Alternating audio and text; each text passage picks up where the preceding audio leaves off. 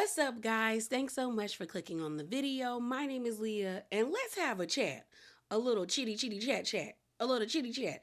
Okay, this will be reality TV chitty chat, where I will be talking about or chatting with you about Real Housewives of Beverly Hills, the Valley Persian style, as well as Love Is Blind and Married to Medicine. So let's get into it.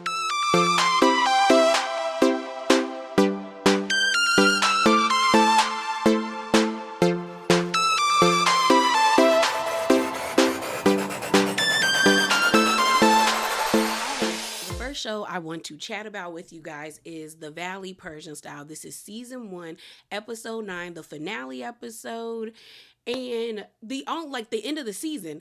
Because when I was writing down the shows that I wanted to talk to you guys about, I actually made sure to look at the season and the episodes. I wanted to make sure that I had all the correct information.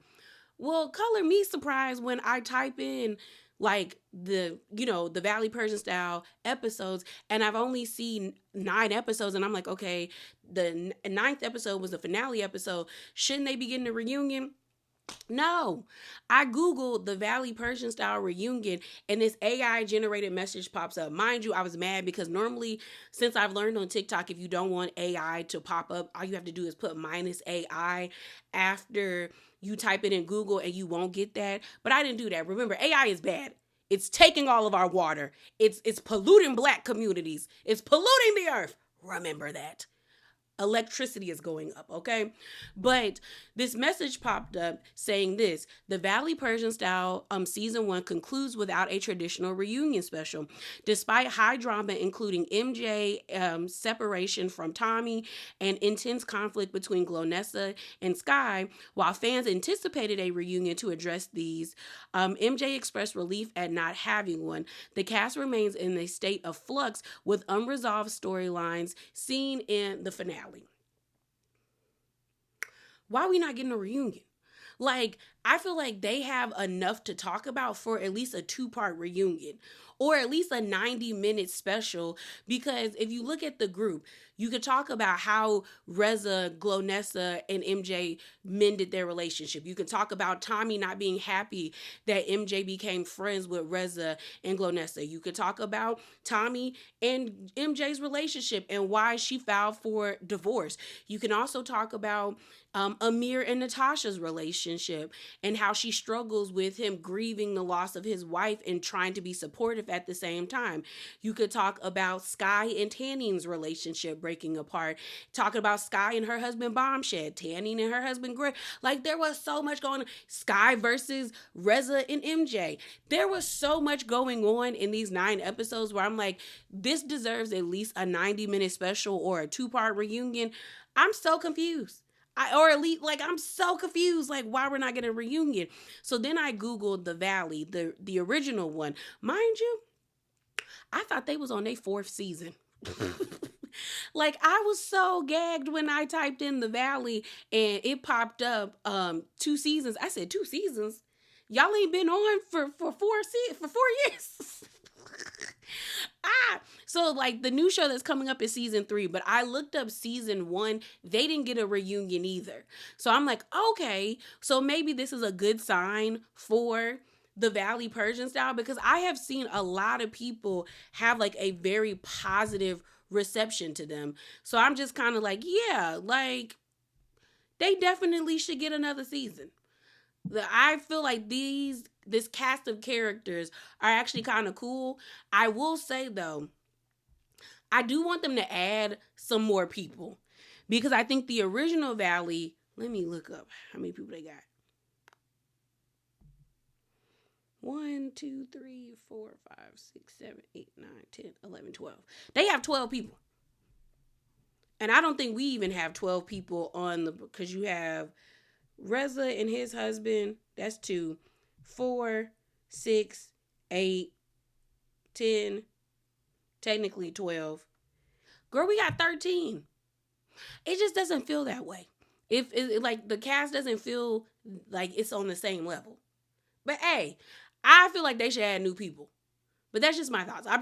I am just really surprised that we're not getting a reunion when there was a lot going on in these 9 episodes. And I think a reunion will put a nice little bow on it so we could move over to season 2. So since we're not getting a reunion, I decided when I'm discussing episode 9 of the Valley Persian Style, I'll also give you guys my thoughts about each person and what I would like to see if they come back for a season 2. So first up is Reza Jackson. I really liked Reza Jackson. He seems to have a lot of common sense. He seems to be a very level-headed person, and I feel like on this type of show, you need a couple of people who are level-headed. You can't have a cast full of GGs and Reza, regular Reza, you know? You can't have that. Like, you need people who are going to call things out, but not add to the drama. And I feel like, even though I feel like Reza Jackson had moments where he was a little messy, because he wasn't stopping fights either. But when he spoke up or spoke in his confessionals, there was never like any maliciousness about what he was saying. He was just very matter of fact. Like when he talked about Gigi and Dennis, and he was like, girl, you married him to get back at your friend, so why are you upset that he went off and messed with your friend? And I'm like, yeah, like, what are we upset about? Same thing when he clocked Gigi's behavior when she tossed, and we're going to talk about that water onto Sky at Tanning's party at the end of the episode. And he was just like, Gigi's responses to things are disproportional. Like, when somebody disrespects her at a level 2, she reacts at a level like 9 or 8. It doesn't make sense. So I really do believe that you need people on this show who are willing to speak up, and again, speak up and like give their commentary, but it doesn't add fuel to a already burning fire. And I feel like that's what we got with Reza Jackson. So if he does come back for season 2, and if they get a season 2, I hope we get more of him, but I hope he stays as level-headed as he's been throughout this first season. So then we have Amir and Natasha. I really liked Amir and Natasha's storyline because it made me think. And I like every time I saw them, I would think, could I do what Natasha is doing? Would I be able to love somebody while they're actively grieving somebody else? Like, would it cause me to be insecure? Would I be comparing myself to this man's first wife? Like, those types of storylines I enjoy because it does make you actually like question yourself and think about serious things. Like, yes, I like reality shows because of the drama, the foolery, the shenanigans, the dumb stuff that we see. But I also want to think sometimes, and their storyline and them just being a part of the show had me thinking. On episode 9, we have them going to the first wife's gravesite. And while they're in the car, Amir is just loving on Natasha, saying, you know what, I thank you for always supporting me. And Natasha's thing is like, well, I just always want to support you. I want to make sure you're always okay. But she's also in her confessional saying like, this is hard for me, but I want to be there for Amir. You have Amir saying that like, there were times that I felt very alone, but I don't feel alone when I'm around Natasha, and I'm happy that I have her. And like, I'm just like, wow. And it made me think like, could I do that? And I don't think I could, because I believe that grief doesn't go away. As someone who is still grieving the loss of my grandmother, like it will be 4 years in June that my granny has been gone, and she was a pivotal figure in my life, like through everything. And I can say versus the way that I felt the first year she was gone versus now, it almost being 4 years, things are different. I'm older, but I'm also able to manage my emotions a lot better with the situation. And I'm just like, yeah, with that revelation of me realizing that grief never really goes away, you're always going to wish that person was there. You're always going to think about that person when something happens. One thing that will always be synonymous with my granny is white diamond. I can smell white diamond on older Black women, and immediately she pops up in my head. There's been moments where I've been at stores and I see it and I immediately think about her. So I'm just like, I don't know if I could be Natasha. I don't know if I could still love somebody knowing that they're grieving their wife. And some would say, well, she's not here anymore, Leah. So like, what you like, it's not like he can cheat on you with a dead lady. But I'm like, he's not I don't view it as cheating, but I just think like, that's probably going to take a minute. And then with their whole situation about her wanting him to get a vasectomy because she doesn't want any more kids. But then his rationale of being like, well, I never thought that like I would meet somebody and have kids. So what if I got a vasectomy right after my first wife died and I wasn't able to have the kids that I have with Natasha that I love? And I'm like, that's a good point. Like that's because it's kind of like she and I think like when you're a person like Amir, he probably no, not probably, he never thought his first wife would die. So it's like he probably looks at Natasha like, girl, you could get hit by a bus today. Then where I'm gonna be at? So I like that they were a part of this show. I hope if they come back next season, that is not their storyline of Natasha still working on not feeling insecure about Amir thinking about his first wife. But I also hope that Amir don't play in Natasha's face. Like, Amir better love Natasha down. Because there's not too many women out there who would still be in your life as you grieve your first wife.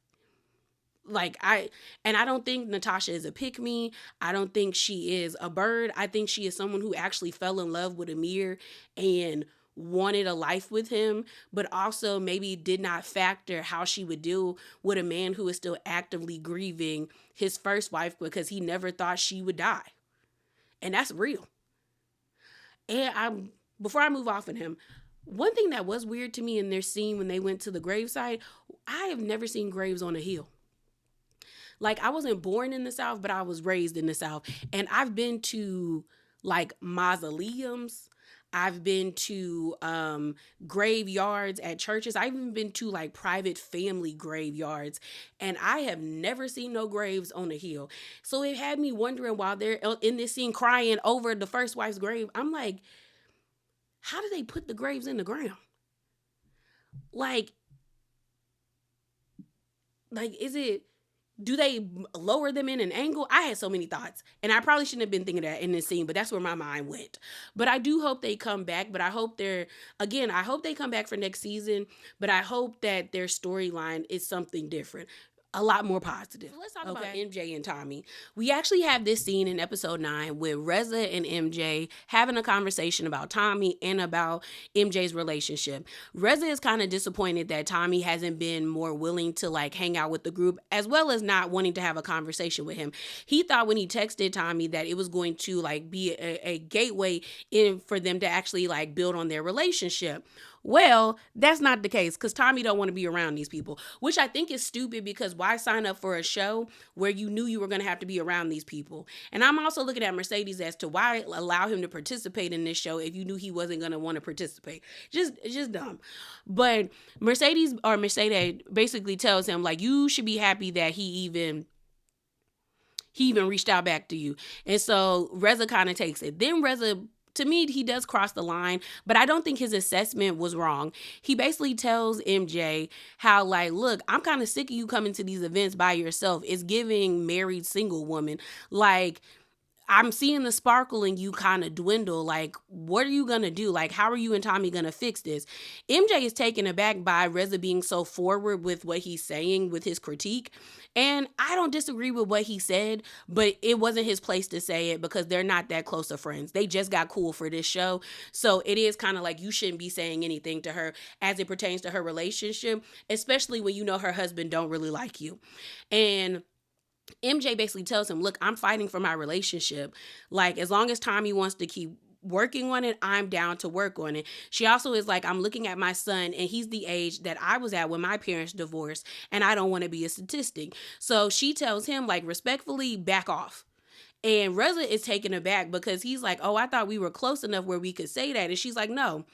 We're not there yet, and I don't want it to be where we fall out and Tommy feels validated and vindicated and is telling me like, see, I told you not to be cool with them because Reza is this or Reza did that. So respectfully, keep your mouth shut on my relationship.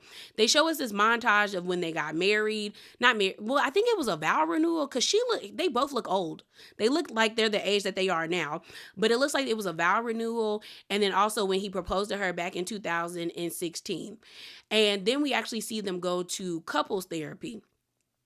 And in couples therapy, I actually like what the therapist told them, that they're like in this cycle where she feels disrespected and rejected and disappointed in the fact that he's not supporting her being in the group and also not like coming to the group. So she ends up going to these events by herself and it bothers her. But then he feels disrespected because she wants him to participate and be around people he don't really like. And because neither one of them are willing to actually compromise, they're just in this constant cycle of feeling disrespected, unsupported by each other. In the confessional, Tommy talks about how he's always been pretty much by himself since he was 16. His mom died due to like he said his mom was a drug addict. So then he ended up moving in with his grandmother, but in the house that he was in with his grandmother, it was a bunch of his uncles who weren't happy with where their lives were at. And he was like, it was visible. Like you could tell that they weren't happy. Like they did not hide that type of behavior. So he left the house at 16 and he is like always in a constant state of survival mode. And I think that is why he is quick to anger. Because if you leave the house at 16, you have to be able to protect yourself because you are like a sitting duck. You're a naive 16-year-old child where somebody will try to take advantage of you. So I understand being so reactionary and being ready to defend yourself. But I also call cap when Tommy talks about wanting his family unit to be the strongest thing when one, you don't even do drop-offs and pickups, and the way you speak to Mercedes when you get angry. Like, I feel like Tommy has this fairy tale of what he thinks a good relationship is based off of what he's seen in movies, but he hasn't really critiqued or really worked on his behavior, because if you want a healthy, happy family, you have to do the work in order to show up as a different person. That's why them getting a divorce, I don't think is a bad thing. Like, I will tell you this, and my friends tell me this all the time. Don't talk to Leah because Leah will tell you to leave. I will. Whether you are a man or a woman, leave him, leave her. Like, I don't think people should stay in relationships that make them miserable. And when it comes to a divorce that involves children, I definitely believe that you guys need to separate and be good co-parents so that your child is in a situation where they are in a healthy, like, environment. So I'm like, yeah, y'all probably should get a divorce because he be talking to you crazy. You're not happy. You feel overworked and tired. Yeah, get a divorce. Get a divorce. All right.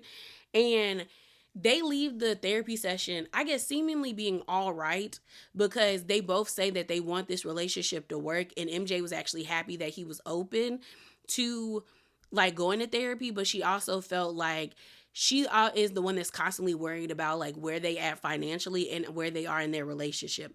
Honestly, this may be harsh, but I'm gonna say it anyway. I feel like MJ settled to be with Tommy, and Tommy knows that MJ settled to be with him, and he resents her for that fact. Because I think he realizes that MJ is out of his league, and she is. Because I'm telling you, I have seen women that look like MJ that when I lived in the DMV area, and currently I live on the East Coast, who are Arab, who have the same body type as her, and they are with white men and Arab men that look 10 times better than Tommy and actually worship the ground that their wives walk on. I know she settled for Tommy, and that's because of her poor self-esteem due to her mama always talking to her crazy and demeaning her in her career, her relationship, and her body. And then you put on top of that she's also dealing with racism, colorism, and like fat phobia living in LA. She does not fit the body standard or the beauty standard in LA. She's thicker, she's brown. That's a hard area to live in and to be all those things and you not fit the body standard. So I feel like MJ probably thought she would never get proposed to or get married, so she just jumped at being with Tommy. Because she is of a certain age, of a certain culture, where the age in which she got married or proposed to, she was old. She should have been married, like in their culture, and hey, even in Black culture, at a certain, like, if you don't get married at a certain age, everybody is looking at you like, what's wrong with you? And then if you don't pop out babies at a certain age, what is wrong with you? So it's understandable, but I've always felt this way. Even watching Shahs of Sunset, I was like, she could do so much better than Tommy. There were moments where I felt like Tommy was her protector, but like as time has gone on and as the seasons of Shahs of Sunset went on, I didn't feel that way anymore. I felt like he instigated situations, and because he couldn't regulate his own emotions, it made it worse. Like him getting arrested because he had no business going over to Reza's house messing up their stuff. Even though I thought what Reza said to MJ was nasty. But you showed that you had anger problems when you went over to that man's house destroying his property. That was your problem. So the last thing we're going to talk about is Sky, Tanning, and Glonessa, all right? When it comes to Tanning and Sky's relationship, they're interesting to me because you can tell that they are friends, but you can also tell that the friendship is imbalanced in a way that one person is doing more of the heavy lifting, which in my opinion is Tanning. But I also don't discount how Sky feels about their relationship either. Tanning should have told Sky how she felt about the whole oils things with the dog, but Sky should have been willing to apologize once it was brought up to her. Granted, I don't think Tanine should have went and told the group about how she was feeling, especially not messy Reza, but it is what it is. They really need to focus on their relationships. Like, Tanine does not trust Greg. And I mean, Greg give kind of snake oil salesman, so I wouldn't trust him either. And then Bombshed needs to talk to Sky about how she speaks to him and how he feels like she has never had his back. Yet y'all got children together. That doesn't make sense to me. They need couples therapy. Okay? Couples therapy. Expeditiously. So the last part of the episode was Sky and Tanning's relationship. We actually see them having a conversation at Tanning's business launch party where Tanning's like, look, I didn't say hi to you at MJ's party because MJ told me that you expected me to come and say hi to you, not the other way around. And Sky is like, no, I told her I would not go over there and speak to you because you were surrounded by people that I know don't like me.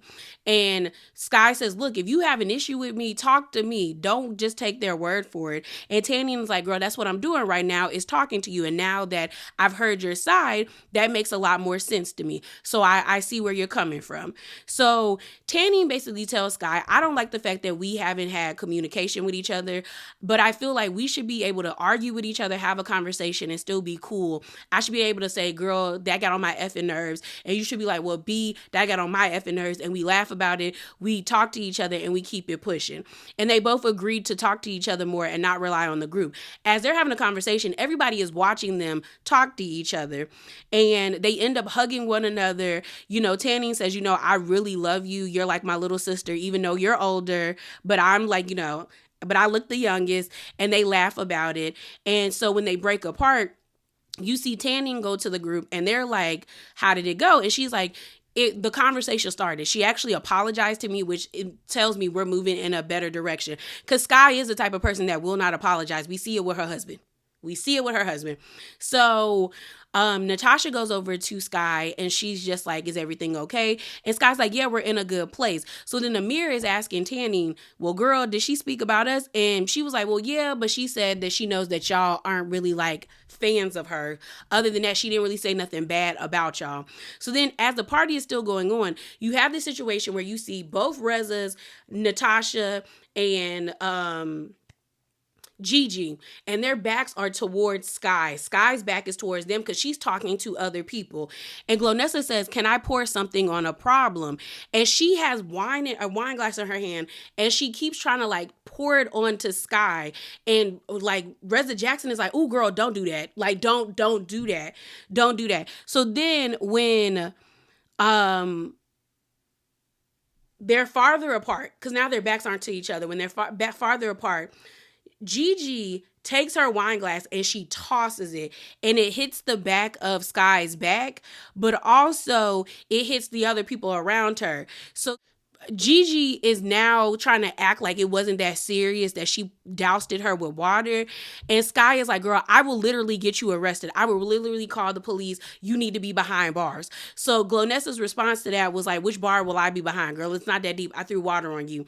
So then Sky's friend Zuri, who was at the party, he's trying to break it up, and he's like, don't let her get to you. So Sky's like, no, I'm about to call the police. And Glonessa is like, girl, that's not a problem. Call them. It's not that deep. And so in the kitchen, Sky is pissed. She's like raging out, being like, I will call the police. Like, I am really about to call the police. She needs to leave this party. And then the lady that was standing beside Sky that was taking a picture, she also got wet. So she's like, it's okay. I got wet too. It's okay. It's okay. It's okay. So then you end up hearing Greg saying, have you talked to like your wife? He's saying that to Bombshed because he didn't see what happened, but he knows something happened. So now Sky is being escorted out to the front of the house, and Bombshed is looking for his wife. And then you see Tanny going to speak to Reza and Natasha. Natasha's like, girl, I got wet too. Messy Reza is acting like he don't know what just happened. He's like, I didn't see it. Knowing you were right there. You were right there. So then outside, Tanny is smoking a cigarette and Reza Jackson is outside. Zuri is outside and another lady's outside. And Bombshell is like, baby, like what happened? Like, what's going on? Gigi's inside of the house laughing at it. And Sky is in her confessional saying basically like Gigi's a cockroach to her. She's like, girl, she's trash. Like, she's literally trash. So Tannin's outside and she's trying to make sure Sky is okay. And Sky is like, literally, like, I didn't do anything. And Tannin's like, no, I'm on your side. And she even said it in the confessional. Like, why would Gigi do that? Like, I'm really pissed. She was like, I'm actually really upset with Gigi because Tannin didn't do anything for you to do something like that. She didn't do it. And so then Tannin's like, my event can't end like this. Like, y'all really can't end off on this note. And Gigi's in the house like, it's not that deep, bro. It's not that deep. And so Reza Jackson is telling Sky, like, do you want me to stand in front of you just in case like, you need to go confront her? Like, what's good? What's good? So then it basically kind of ends there where like nothing is resolved. We see everybody like be real footage of everybody with their family. And then the episode ends with them letting us know that MJ got a divorce or filed for divorce from Tommy. And again, I don't get why we're not getting a reunion. I don't get it. But I will say this. There's a difference between Reza's messiness and Gigi's messiness to me. Reza is not going to try to put his hands on nobody. Gigi will run up and try to fight somebody. And dousing somebody with water, depending what state you're in, is assault. Like, Gigi is a liability to me. And it's pathetic to me. Because how old is Gigi? Let me see how old she is. Gigi... She's 44 years old and she's still acting like a 14-year-old.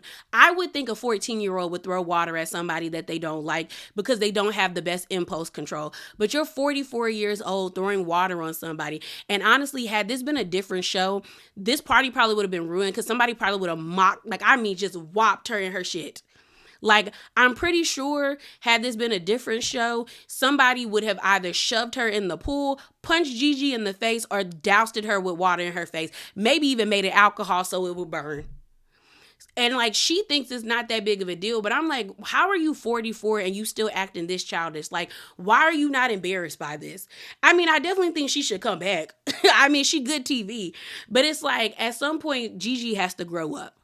And so does Reza. Because Reza Jackson shouldn't have been telling her, like, you shouldn't do that. And Reza shouldn't have been, like, kind of egging it on. Because at first, Messy Reza was like, yeah. But then he thought about it. And he was like, don't do that. Like, he changed his mind. But I'm like, you should have told her not to do that off rip. Like, it was going to look bad on her and not Sky. But I also know, like, they needed something for people to be invested in the show because honestly, if we're not getting a reunion, we do need something to talk about. So I get it. But then again, I wouldn't put myself in that line of fire. But also, it don't take much for Gigi to do dumb stuff. It don't. But that's all I have to say for Shards of Sunset. I do hope, again, that they get a season 2 because season 1 was actually enjoyable. So the next thing we're going to talk about is Love is Blind season 10, episodes 10 through 12. People got married, people didn't get married, people broke up. So the order in which we're going to talk about the couples is the people that got married, then we're going to talk about the people that made it to the altar but said no, and then we're going to talk about the couples that broke up. So, or maybe should I flip it? No, I'm going to do the order I already said. So the people that got married, Vic and Christine, we already knew that they were going to get married, or at least I knew they were going to get married. It feels like they were a plant couple, that because of the backlash that Love is Blind got because of last season, because nobody got married, they were trying to make sure that they at least had a couple that was going to get married. It's interesting that it feels like they were an afterthought because I believe that Love is Blind did not focus on them. That's why we got so much little footage of them, and also the footage that we got was like iPhone quality. I think they saw the trajectory of the couples that they picked to follow and noticed that like half of these people not about to get married, but we need a couple that we know for sure is going to get married. And it was Vic and Christine, because why is Vic and Christine the what's it called, the title art or the cover art for this season, it's Vic on one knee proposing to Christine. So I'm pretty sure that they were trying to recreate a Cameron and Lauren moment, but you can't recreate Lauren and Cameron. They're married with a baby, and they were the first ones to do it, and their relationship seems so genuine because we saw them get together. Like, it worked. It felt real. Vic and Christine feels real, but it feels like we don't even know what's truly going on with them because we haven't seen them. Even when they tried to play up that the sister was going to have an issue with Christine, I knew what that wasn't going to happen because she was the officiant of the wedding. But also, I was like, we have yet to see them really beef or really have like a serious disagreement. His family's going to like her. And that's what happened. We meet the mom, we meet the sister, they embrace her. She's crying, they're crying. They tell her she looks beautiful. She tells them they look beautiful. His friends like her friends like him. Like, I think his dad, no, not to his dad, but the guy that walks Christine down the aisle was like, I really like Vic. Like, girl, we knew they was gonna make it down the aisle. At least I know. And I wouldn't be surprised if we get to the reunion and she pregnant. You know, it seems like their relationship was serendipitous. Like they just needed to meet each other in this experiment. So kudos for them. So then let's move over to Amber and Jordan. I felt and knew that Jordan and Amber were going to get married. That's how I felt until I got to the wedding day. When I got to the wedding day and the way that Jordan looked terrified, like it looked like the man was about to have a panic attack. Like when he was sitting down meeting with his family and they were all looking at him like, you look really nice. Are you sure? Have you met the daughter? Like they were asking the right questions, but he looked like he was about to pass out. Like, and then you see Amber in her dress with her daughter, all happy, asking her daughter, are you nervous? The little girl's like, because I don't really think she she cares, but she don't care. We finally see her daughter. She looks every bit of 7 years old. Every bit of 7 years old. And then we see Amber's brother, who at first I liked until he did what he did to her before she went down the aisle. Because he's talking about how, I never thought you would get married. Like, I always thought you would get married around like, your 40s or 50s because you're so like independent and it doesn't seem like you want to be tied down to anybody. We then see Jordan in the car on his way to the venue and he keep deep breathing. Like, I mean, like, like, I'm like, Jordan, you don't have to get married. There's no gun to your head or your back. You do not have to marry this lady if you're not ready. You don't have to do that, Mr. Jordan. You don't. And then when his sister was like, I meet him at the venue, like, she's a wonderful person. You just met Emma. Like, she's a wonderful girl. Like, it's going to be okay. It's like if your family has to keep reassuring you about this moment, you don't have to get married. You don't have to get married. So then this is where the brother really irritated me, is because he was like, personally, like, and mind you, Amber has her bouquet in hand. They're about to walk down the aisle. He says, personally, I really like Jordan. He sounds like a great guy. And he was like, I really hope that he says yes, but I'm personally expecting him not to go through with it. And the way her face went from like to like, she got very like, oh, like, you really don't think? Because then he ends up saying like, you got a lot of baggage. I said, why would you tell her that? Like, I'm like, this is something you tell your sibling like weeks or months before the wedding, not on the wedding day when you're about to walk her down the aisle. So they get to the altar and you can tell that now Amber is like in her mind going over things, and she tells Jordan after she does her vows, mind you, nobody's vows from Vic and Christine all the way to, Amber and Jordan to Alex and Ashley to Mike and Emma were good vows. Like, I was like, girl, I feel like y'all could have did better than this. Something. Y'all could have got a ghostwriter. But she says yes. Even though she tries to make light of it, she says yes. Then as Jordan is contemplating, saying what he's going to say, she says, I understand if there's doubts. I have a lot going on. Because that's what her brother said to her. You got a lot going on, so I would understand why he wouldn't want to do it. And then he says yes. When I tell you everybody in that room was gagged, even the officiant, she was like, are you sure? I said, pause. Why is the officiant saying, are you sure? Why is everybody in the audience like shocked? And so I was like, something ain't right about this. But I kept it going. So then I get on TikTok and I come across these pages, the T pages. Now, if you don't want to hear this, I'm going to put a time at the bottom so you can skip to the next couple, which will be Emma and Mike. But I'm gonna play this TikTok video by a TikTok creator by the name of Storytime with Ricky.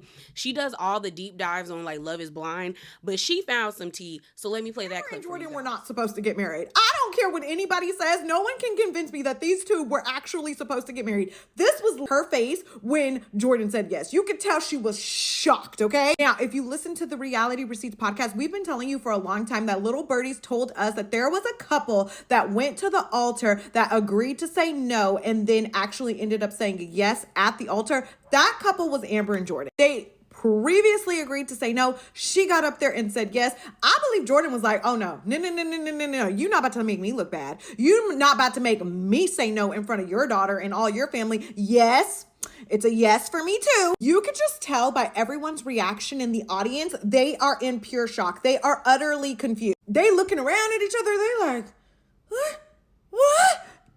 Shock. Even the daughter, shock, okay? I'm sure Amber told her, like, listen, baby, this is just for play. We're going to be on TV. Mommy's going to dress like a princess, but this is not real. The answer is going to be no. And everybody was like, you could tell that everybody thought that the answer was going to be no. Now, I found Amber and Jordan to be very cute this season. I mean, there are some flags for me. The fact that he like wants to live by the bars, the fact that we really don't know if he got a job or not, his living conditions compared to her lifestyle. Now, a Little Birdie told the Reality Receipts podcast that these two actually had a very, very tumultuous relationship, which was not reflected throughout the series. I think we didn't even see them have a single fight. The only fight that we seen them have was this mixer fight. It really didn't make any sense. They seemed to overcome it quite easily. But behind the scenes, apparently stuff was really chaotic and there was no way that these two were actually going to get married, but they did. Now, as you can tell from the preview for the reunion, there's going to be a revelation regarding their marriage. If you want spoilers, do have a reunion spoiler up, and we also have a reunion spoiler episode on Reality Receipts. But I just thought this was so funny because based on the audience's face and her face,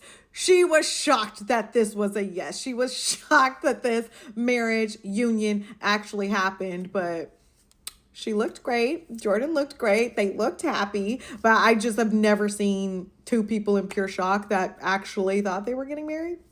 Yeah. What did you guys think? Did you think these two were getting married? Do you think that they make a good couple? Like, did everyone look shocked to you? Because everyone looked shocked to me. So yeah, supposedly Amber and Jordan were not supposed to say yes. Like they both agreed to say no. And supposedly they had like a very rough relationship, but they just didn't showcase that to us. I don't understand why Love Is Blind doesn't show us everything. Like the women, when they were in the pods, were asking political questions, as they should. You had Kia, who was asking the black lady, that was a part of that love triangle where it was Kia, Kevon, and Tyler, Tyler. Kia said she was asking each man, like, what are their deal breakers? And then she would ask them, who did you vote for? Like, who did you vote for? And then Jessica, who was with that gremlin, that I wanted to call him a Smurf, but Smurfs are actually cute. He's a gremlin. Chris, Michael Darby's son, because that's what he looks like to me, Michael Darby's son. She said that she asked everybody what their political views were when she was in the pod because she is a very liberal woman and she don't play them games. So I'm just like, why are we not seeing those types of conversations that I feel like are very interesting and would make the show better? It would make it better. Because it's weird that we get to see the Trump conversation with Alec and I call them, but that isn't it, Alec or Alex with Ashley's father, but we didn't get to hear these women ask like, hey, who did you vote for? That's weird. But basically, Jordan and Amber had a very tumultuous relationship, and I don't get why we didn't see that, because it seemed like the only gripe that they had was him being nervous about being a stepfather and not wanting to move from Columbus to where she lived, which I think was Mount Vernon, which is like 2 hours out from Columbus. Which in one regard is understandable. Like if you're a city person, you don't want to live in a rural area. And as someone who, I'm a suburban girl, I let people know off rip, I'm not living in the city. Catch me out in the suburbs. The city can be like 30 minutes away from me and I'll eat that up. But I want to live in the burbs. Okay. I'm a bourbon bitch. Okay. Suburb down. Okay. So I understood why Jordan didn't want to move to the rural area, but I'm also like, then why did you pick somebody with a child? Because, and that's why I also feel like people with children should not be on Love is Blind. That's not me saying that single parents don't deserve love or to be in healthy, happy, committed relationships, but having children and participating in this program is not fair to your kids, in my opinion. You're about to enter like a new stranger into their lives, and then you have some people wanting to uproot their lives in order to like appease another stranger. That's not fair to your child. It's not. So I was just like, Amber, you might want to tap out on this one, and maybe you need to wait until I forgot her daughter's name. Wait until your daughter is like in high school, about to go to college, and you just have, little flings here or there. Maybe one of the flings turns into something serious. But right now, girl, no. But that's weird. So supposedly they ended up getting a divorce by the time we get to the reunion.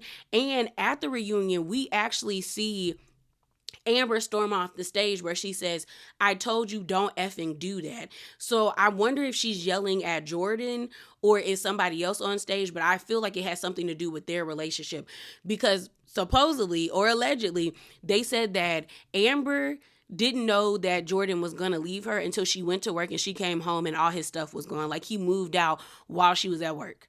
So I want to know why he left her. I saw that allegedly he's been like in interviews saying that she drank too much for him.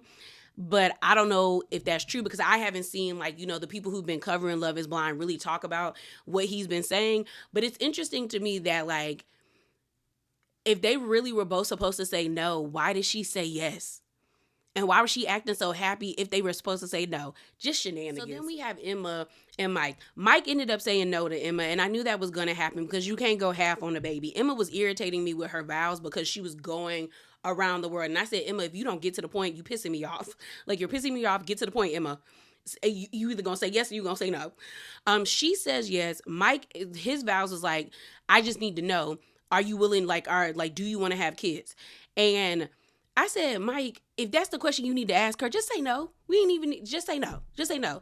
So he says no.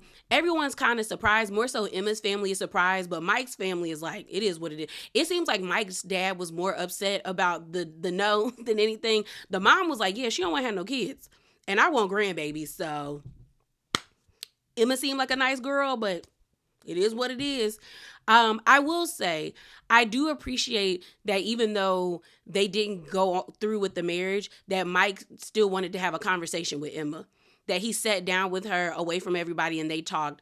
And Emma, it was confusing because when Emma was on the altar, it looked like she breathed like a sigh of relief. Like when he said no, it looked like she was like, okay, okay, like I don't have to go through with this. But then when she sat with Mike, she looked kind of down. Like she was like, well, I thought eventually I would get there with, wanting to have a baby because I do really care about you. And then Mike was like, yeah, but like, girl, if we're getting married, I need to know this now. And like, I realized that it's not working for you today. And it was so interesting to me because I was just like, y'all are taking this very well. So I'm like, did you have a conversation before this? Like, were y'all both like, maybe, maybe not? But yeah, Mike needs to really reevaluate what it means to be a father, in my opinion, because it seems like he's going to get married and then the wife's going to do everything. And that's not what it is. It also seems like he wants to have kids because all his friends are having kids and he feels left out apart, like on that journey of like, it's not everybody's journey, but he sees that it's part of his friend's journey and he wants to understand what that feels like. With Emma, genuinely, I think Emma needs to move out of Ohio and potentially move to LA or the DMV area or New York. Those are the only areas where I know there is a large Asian population. But then again, when I was living in Alabama, there was also a large Korean population in the area that I was in. It was a college town, but still, it was a pretty decent Korean population. And I'm looking at Emma like, girl, you need to leave Ohio. Like, you need to leave Ohio. Like, go to LA, go to DC, or, you know, Maryland or Virginia. Because I know I'm from the DMV, so I know Fairfax, that's Little Korea. That's what we was calling it when I was in high school. Or go to New York. Go to places where it's a metropolitan area. There's so many different like identities and nationalities, and really engross yourself around people who will fortify your racial identity, because that is what I think that Emma needs to work on. She seems like a really nice person. I don't think there's anything wrong with her not wanting to have children, but I think that part of her not wanting to have kids might be because she is worried about not being able to pour into them the way her family that adopted her wasn't able to pour into her, as well as like she doesn't really know her medical history because of like the scar and everything. I just feel like she doesn't need to be getting married, but I definitely feel like if she would have moved to LA or DC or New York or any place that had a large Asian population and meet those people, cultivate relationships with them, she would probably like meet the love of her life. Or she, in the sense of like, she would be so strong in herself that the right person would come her way and she would be set. But I feel like her living in Ohio is doing her such a detriment. And this is why I often criticize and I get a little uncomfortable when I see white couples adopt like other kids other than white. Like whether they be black, Hispanic, Asian, Latin, whatever. Like I just be looking at it. Cause I always worry about those kids because you have what happens with Emma. The fact that Emma's parents couldn't understand that like she was upset about people being racist towards her, not really about her scar. Like, yes, that was a part of it, people bullying her because of her scar, but she couldn't really express to them about being rejected, about the micro and macro aggression she was facing in high school. And when the dad was like, oh yeah, it was because of the scar. No, it was because she was an Asian girl growing up in a predominantly white area, and there was nobody else that looked like her that was able to make her feel comfortable and safe in that area. And that's why I'm like, if you're going to be white and adopting children that don't look like you need to, one, learn about that culture so you can teach them, or two, move to an area, a metropolitan area, where they can be surrounded by people that look like them and that will pour into them and fortify them, because that's not fair. They already have a bad shake at it in the beginning of their lives because they're being rejected by their parents. Now they got to be rejected by society even further. Like, that's not fair to them. And I just want Emma to move out of Ohio, Emma. Move and go somewhere, go to some really nice city where it's a bunch of everybody around, not just white people and black people. Like, find a city where it's everybody so you can feel comfortable. I hate that for her. So then let's move over to Ashley and Alec. Girl, the happiest person at that wedding was Ashley's daddy, because she basically read Alex/Alec for filth. And honestly, I didn't live for it. I didn't. That's not to me to say that like I'm defending Alex, because I'm not. The fact that man couldn't even clean his beard was dirty. The only thing that tickled me is when Alex was cheersing with his groomsmen after Ashley broke up with him, and he was like, cheers to integrity, after she said, you know, you're a liar, you lack integrity, all this stuff. You could tell that Ashley was trying to have a moment, but it didn't eat. It did not eat, because it's like, girl, you knew all of this before y'all made it to the altar. Like, you caught him in a lie when you and Priyanka sat down, because we find out, which it was true, that Alex and Priyanka had messed around or dated, or he was trying to get with her too in the pods, and it just didn't work out. And the timeline didn't match up that he was giving them, and they caught him in a lie. I'm like, you caught him in a lie. He damn near did not want to have sex with you. You had to force, like, well, I don't say you force yourself on him, but like, you had to really like get him to want to do it. And the truth of the matter is, I think it bruised Ashley's ego that like in her culture, because you could tell they're highly conservative, they're a MAGA couple. She is used to being, or if not being, propped up. We already live in a white supremacist society, but she is propped up as the pinnacle of beauty. She's blonde hair, blue eye, and she's thin.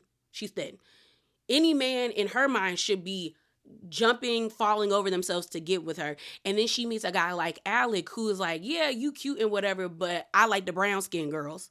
That's what I like to get down with. And the fact that she had to like get him to want to do it with her probably bruised her ego, and it became a challenge to like, you know what, I'm gonna get him to fall in love with me and then I'm gonna break it off. And that's what it seemed like at the altar, but it felt very immature. And it at a point, her speech got very nasty, like starting to demean how he grew up and all this stuff. And it's like, he can't help that. He like, and I'm not saying that Alec is a good guy, but like, he can't help how he was raised or how he grew up. And it also felt like it became very high schoolish, where she was like, I'm breaking up with you, and he was like, well, no, I was gonna break up with you anyway, so we're good. Like, they both are lame. They're both lame.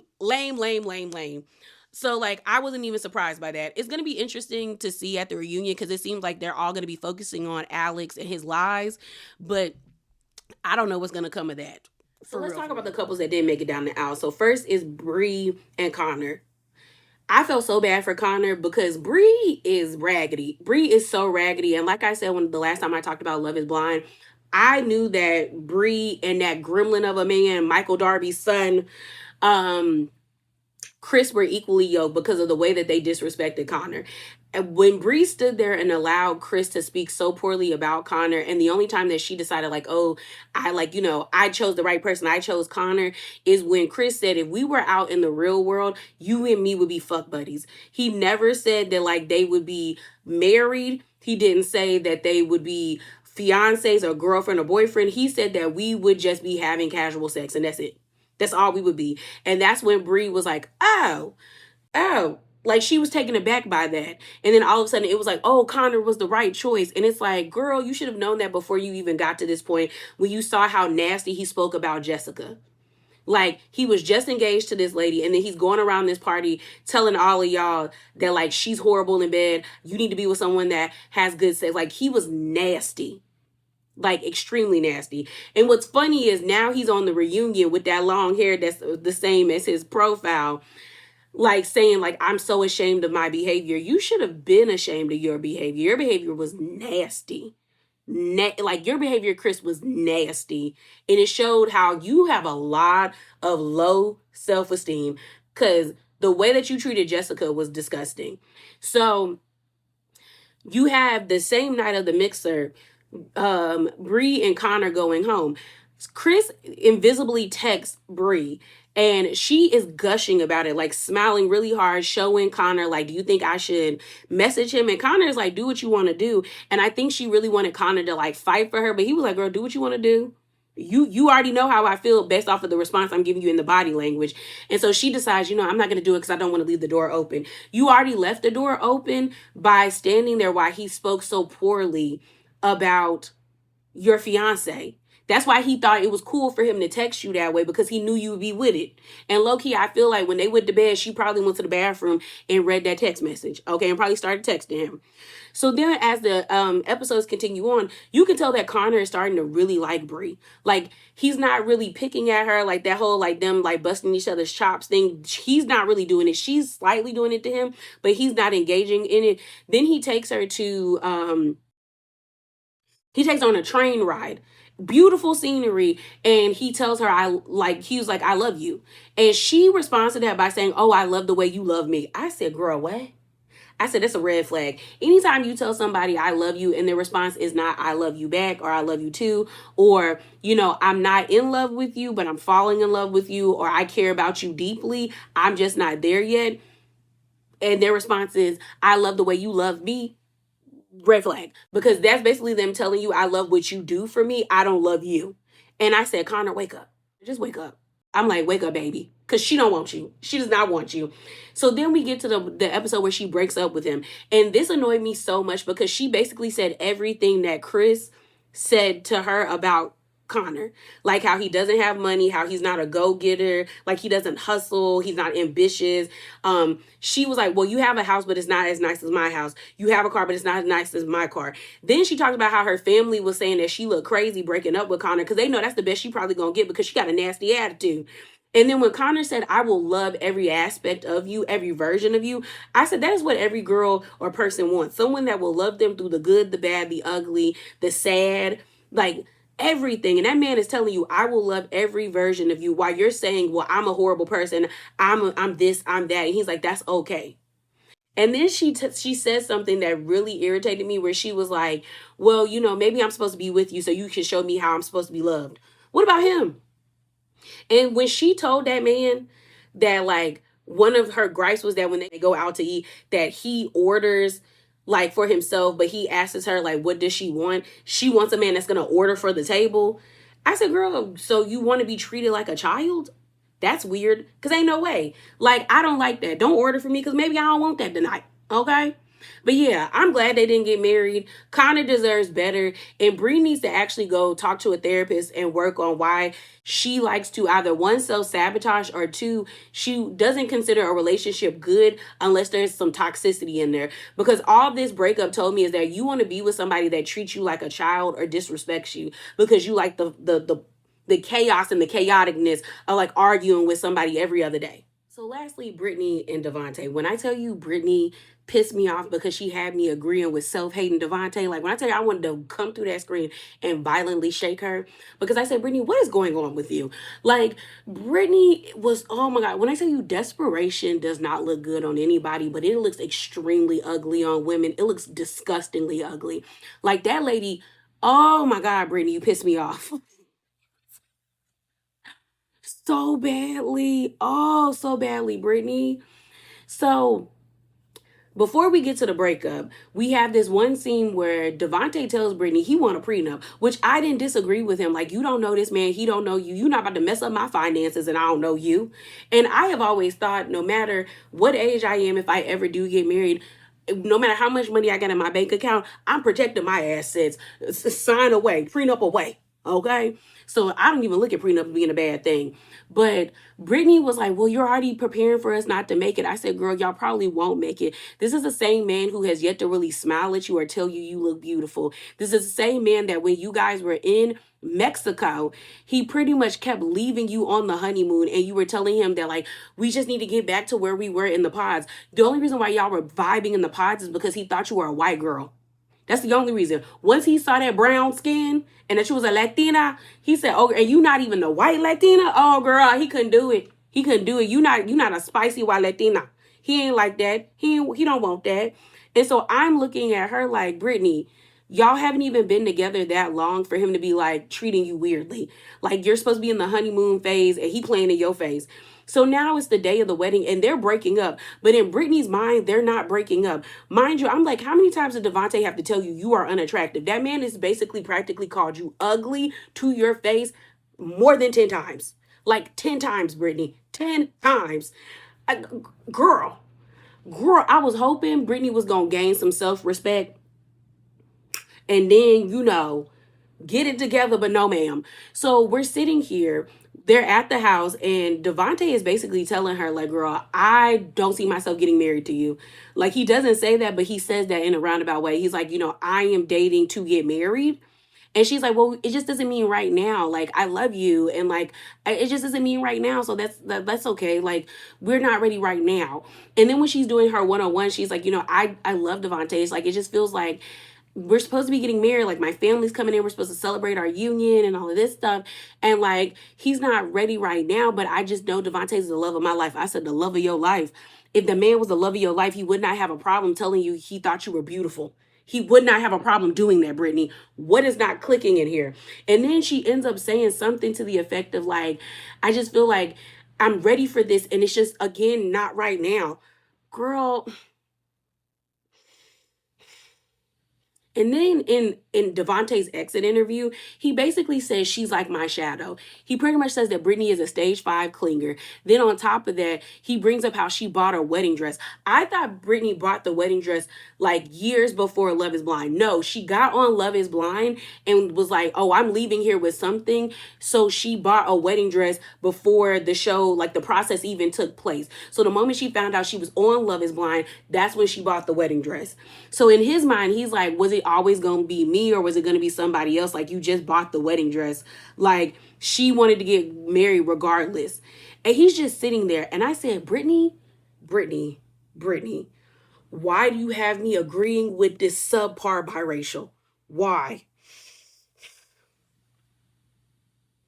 And I'm just like, oh my God. And she's going to be sick. when she really get out this fog and realizes that, like, girl, you are trying to lower yourself for this man, a man that looks like a roided out Cabbage Patch doll. Okay, terrifying. That man don't even got no neck, just all this puffy up here, yeah. And you doing all of this for him, Brittany? Really, Brittany? Really, Brittany? Really, Brittany? I said, oh my God, Brittany, stop. I felt like the secondhand embarrassment made my stomach hurt because I'm like, this man is clearly trying to break up with you. When he ended the conversation saying, I'll be in touch. Do you know how many jobs I have interviewed where they have told me I'll be in touch and they never contacted me? That's his way of saying, girl, I'm never going to speak to you again. And I was hoping that at the reunion, she would get some act right, as my mama would say. But no, she's at that reunion saying, I had my engagement ring on. You knew we were still together or something to that effect. And I'm like, Brittany, are you going to be arguing over this man? Are you going to be arguing over this man? And what's funny is I talked to my sister about this and I told her, like, I've been telling her all this stuff because she has not watched this season of Love is Blind and doesn't plan to. And I said, girl, she tripping at the reunion. And my sister said, really? Like, if I was at the reunion, I would have came in there looking beautiful. Like I'd have been drop dead gorgeous. My sister was like, I would have been the baddest girl in there. And she also was like, I would not be paying attention to him. I would actively ignore him. And I said, that's why we family. Because I said the same thing in my head. I said, if I was her, I would be so stunningly beautiful that night that, like, when they asked me how I felt about our situation, I'd be like, look, I was so, like, blinded by wanting to be married, wanting to be loved, because that is what I've always been taught. And since this situation, I have deconstructed what that is to me. And I'm actually ashamed that I was willing to lower myself for a man that don't even like himself, because it's clear he hates himself, because his name is Devo. That's his nickname. Do you know how many Devontaes I have grown up with? And there's only been 2 nicknames that they have been referred to. It's either D or it's Tay. It's never no Devo. And it's spelled, and there's been some that are spelled the same way as Devontae's name, and they go by Tay. So yeah, I don't know what's up with Brittany. I said, girl, Jesus, I felt so bad for her, because when I say bad for her, it's just like, I feel bad when I watch women be desperate. I do, because it's like patriarchy done really messed up your mind, you know. Religion has all programmed us, even men, to think a certain way about what love and marriage is supposed to be. And it's like, at this age, I can also understand thinking what life was supposed to be like before you got this age. Like, you're 32 years old, because I think Brittany is 32. And it's like, you see all your friends getting married and having kids, and you want that, or you think you want that. And now you are begging anybody. And my thing about it is, like, Brittany is pretty enough where, like, girl, you could get anybody.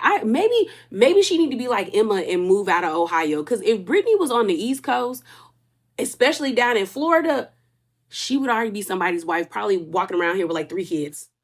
Or go to LA. I don't know, girl, but stop.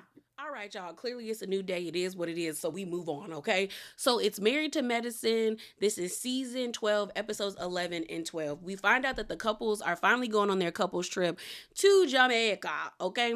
So we find this out because of Simone. We have this premiere party or event that Angel is throwing because she's in this movie. It looks like a Tubi movie called Sin. And she invited everybody, but the only people that showed up were Quad, Mimi, Contessa, is Simone. And before they actually go in to watch the movie, Simone sits the ladies down and she tells them, hey, we're going to Jamaica, and instead of me and Cecil hosting this couples trip like we normally do, we pass the baton to Eugene and Toya. Simone feels like her and Cecil are not in a good place, so they should not be hosting nobody's couples trip, and I agree. But you have a lot of pushback from Mimi and Angel where they're like, girl, Toya? All right. And they're like, yeah, Toya. And Mimi ends up asking Simone, like, do you feel like Toya is a safe friend? And Simone is like, she's safe to me. But then you have Mimi in her confessional talking about how her and Toya have been having like moments where you can tell that they don't really like each other or they're butting heads. They flash back to Angel's Scrub launch event where Toya told Mimi, girl, go over there because you not like us. And then when they had a disagreement on the girls trip, and it was after Toya got into it with Heavenly, and Mimi wanted to talk to Toya, and Toya was like, girl, don't come near me, get away from me, like I don't want to speak to you, Mimi. So Mimi is just like, yeah, I don't know why Simone would let Toya do that, because she doesn't feel like Simone, like Toya is like a safe like space for everybody in the group. So then Angel is just like, yeah, Toya is kind of funny acting. And it flashes back to how Toya played in Angel's face by, busting her out about her asking her to hook her up with, a man or somebody, someone she could get to know in front of the guy that she's been on again, off again with for the past 10 years. And then we also have the moment where Angel ends up asking Toya at her scrub launch, like, what kind of friend are you? And I told y'all this, and I stand on what I said the last time I talked about Married to Medicine. When it comes to Toya versus Angel, I'm on Angel's side. Like, although I get what Toya is saying about, like, girl, why would you ask me to hook you up with somebody, especially if I was going to hook you up with, like, a family friend who is close to me, and you in this mess with some man that you on again, off again with for the past 10 years. Like, why would I do that? But you could have pulled her to the side. To do that in front of that man was disrespectful to him, but it was extra disrespectful to Angel. Like, you don't know her, and it felt like you were trying to embarrass her. And I tell y'all this all the time, I don't like being embarrassed. So that definitely would have turned me off on Toya. But I respect the fact that Angel stands on business with Toya. Like, at her scrub launch, she asked Toya, what kind of friend are you? When they were on the girls trip and she had that sit down with Toya, she told Toya how she felt about what she did to her. So it's like, okay, I can give Angel that because at least she's not backing down on how she feels. But with Mimi, and versus Toya, I'm on Toya's side because Mimi won't let go of Toya kicking them out of her house. Like, that's her only issue with Toya. But other than that, we have not really seen Toya come at Mimi like that unless she felt like Mimi was trying to play in her face. And the thing about Mimi is Mimi feels like she's already a part of the group. And I'm like, girl, you're not. You just got here. You just got here, Savannah. Calm down. All right? And she just feels like she's so important to this group, but I don't like the way that she picks apart Toya and what she does, but she doesn't do it to Heavenly. And I tell y'all this all the time, Married to Medicine is one of my favorite reality shows because it shows real life, but also this cast truly works as an ensemble cast. Like, everybody plays their part, and for the most part, I like everybody on the show. Now, there definitely are people that I like more than others, but I like everybody to a certain extent. And I'm looking at Mimi pick apart Toya, and I'm like, you should be doing the same thing with Heavenly. I've been watching this show since season 1.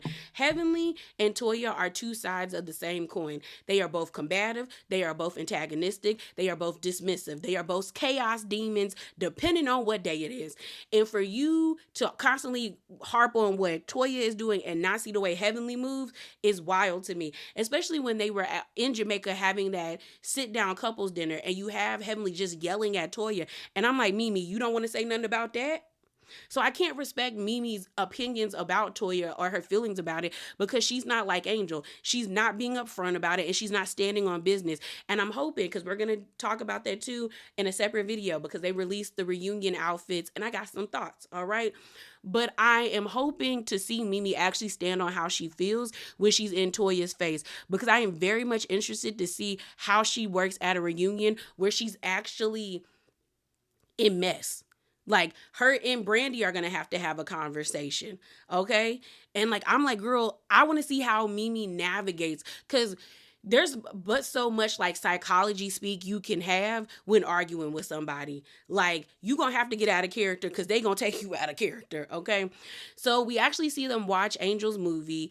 Contessa falls asleep. Mind you, she's so fake because Contessa is knocked out. Simone is like, girl, why are you asleep? Like, why are you asleep? But she has the nerve to, like, jump up immediately and be like, after the movie ends, oh, it was so great, Angel. Girl, you slept for half of the movie, Contessa. What are you talking about? What are you talking about? So we actually see Eugene and Toya have a conversation about being the host for the couples trip. Toya and her gripes with people being single on a couples trip, she got to let that go. I mean, I get it. Why are you coming on a couples trip if you are single? But it's also like, girl, you know you filming a reality show. They're not going to not bring certain people on the trip. And just because someone is single on a couples trip doesn't mean you have to cater to them. Like, they can give critiques. They can talk, like, shut up, Toya. So Eugene is like, yeah, I think it will be a good time. So we actually see them make their way to Jamaica. I thought it was actually like a cute scene when one of the resort staff hands saw King and was like, welcome home, brother. And Toya was like, you know him? And he was like, well, no. But and then she was like, you can tell he's Jamaican. And the guy was like, I can always tell my people. That tickled me. So I thought that was cute. We have Eugene and Toya basically giving them a it's not an affirmation, but like the trip oath about how everyone needs to be respectful, kind to each other, open minded, and all of this stuff. And everybody is like, girl, you got Cecil and Simone being like, this is dumb. Like, this is not going to work. Quad and King are laughing about it. Heavenly was like, girl, y'all shut up. Like, let us just get to our rooms. So we have Jackie in her room. She calls Heavenly to her room. We find out that Curtis is coming on the trip, but he's like stuck in Canada, which I thought was weird because I was like, don't he be going to the DR? And as someone who's been to the DR, Canada is not, that's not how you get there. So I don't know where he was, but he was stuck at the airport and finally getting on a plane. Heavenly does her fake laugh when she sits down with Jackie because Jackie was like, I need to talk to you about something. And she was like, Jackie, don't talk to me about that Met Gala. She said, I hate that laugh sometimes with her because it's so fake. It's so fake sometimes. But Heavenly basically tells Jackie, like, girl, I don't want to hear anything about the Met Gala. I told y'all not to pick Toya because I knew it was going to be a mess. But you have Jackie in her confessional saying, like, well, they let Toya be over it because they wanted to teach her a lesson. But I'm also looking at y'all like, if the Met Gala is so important to you, why would you give Toya this big responsibility? I would never give somebody something that I put my name on where they could mess it up and make me look bad. And I think they thought Toya was going to struggle, but she's struggling a lot worse than what they expected. And now they're like, oh my God, what can we do to help? Because we're scrambling. So Jackie basically tells Heavenly, look, I need you to help me get a certain number of tickets sold because we're not at where we need to be. And Heavenly's like, okay, girl, okay. So then it's the next day and we see everyone, in their uniforms because they're about to do a community event that is being hosted by King's cousin for a local area in Jamaica. So they're on the Sprinter. You have Eugene, Toya, Brandy, Heavenly, Cecil, Simone, and then Heavenly and Damon. So while they're on the bus, they're talking about like the Met Gala. Like Jackie is like talking about the things that like they need to do. And Brandy was like, why am I not being included in this conversation? Like, y'all are expecting us to do certain things, but y'all aren't asking us for our input. So what are we talking about? So Heavenly and Jackie started explaining to Brandy what it is, specifically Jackie. And Brandy's in her confessional being like, girl, y'all want my help, but you don't want to ask me for, like, I'm confused. And I'm not mad at Brandy. Like, that doesn't make any sense. Like, in episode 12, Brandy is like, y'all want our money, but y'all have not asked us to contribute to it. Like, y'all haven't asked us for our input or opinions about anything, but you want me to contribute my money. That makes no sense to me. So I understood her frustration when she was in the confessional being like, girl, make this make sense to me. Okay. So as Jackie is explaining things to her, we have this situation that pops off with Heavenly and Toya where Heavenly starts to like raise her voice about Toya, where she was like, Toya don't know what she doing. Toya ain't never contributed to nothing. And you could tell Eugene is getting irritated with the way that Heavenly is speaking about Toya.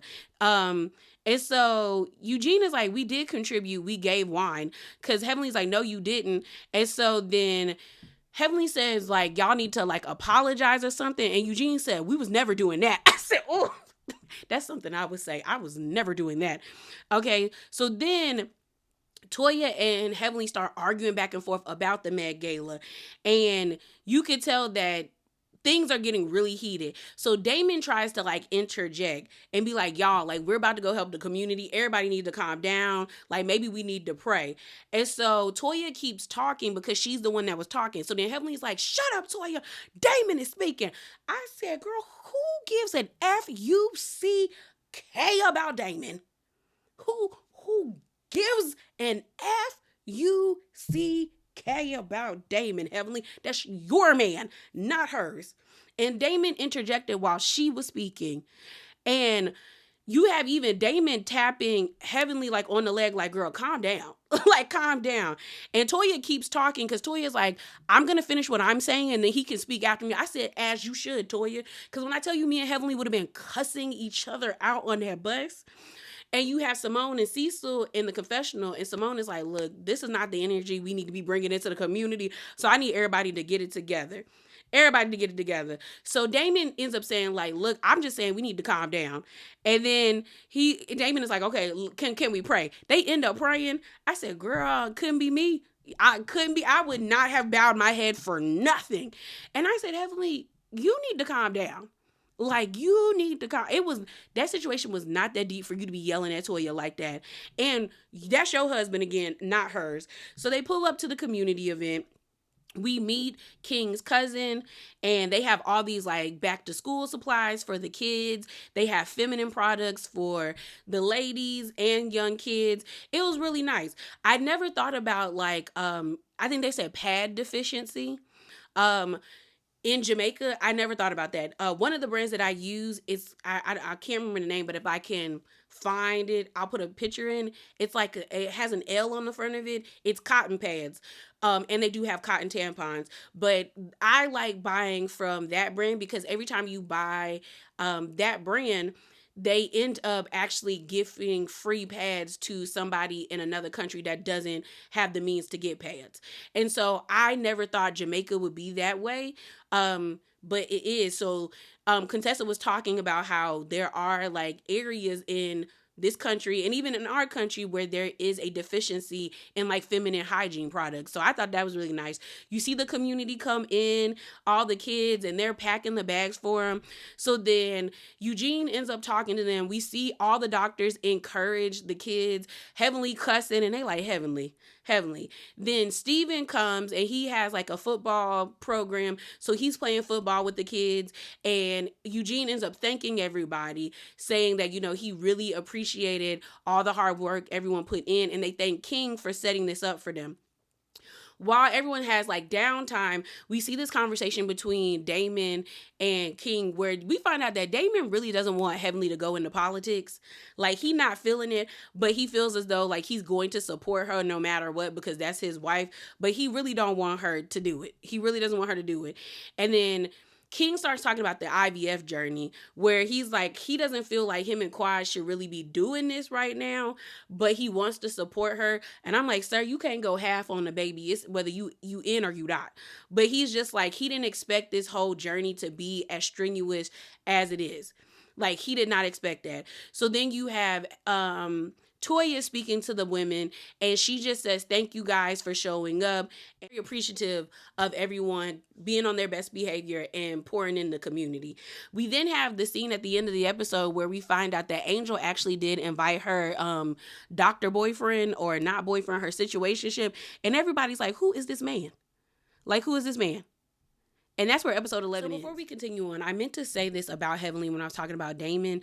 It looks like she qualified to run for Congress for District 13. So this was posted by Dorinda Dudley, and it says this: Dr. Heavenly has officially qualified to run for U.S. Congress in District 13, hashtag Married to Medicine. And then she actually made a post saying this: it is official. I have qualified to run for U.S. Congress in District 13. For over 25 years, I have served this community as a dentist and business owner. Now I am answering a bigger call to fight for affordability, healthcare, and education. The time is now. Early voting starts April the 27th.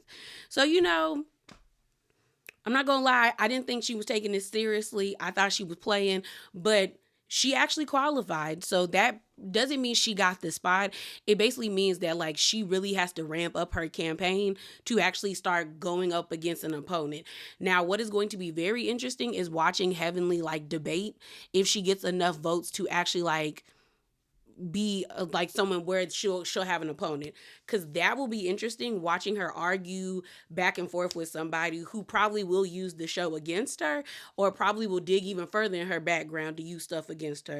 But before it gets there, you know, kudos to Heavenly. Although I'm not too sure about her qualifications, I still think it's kind of cool that she decided this is what she wanted to do, and it's working out for her. So shouts out to her. Episode 12.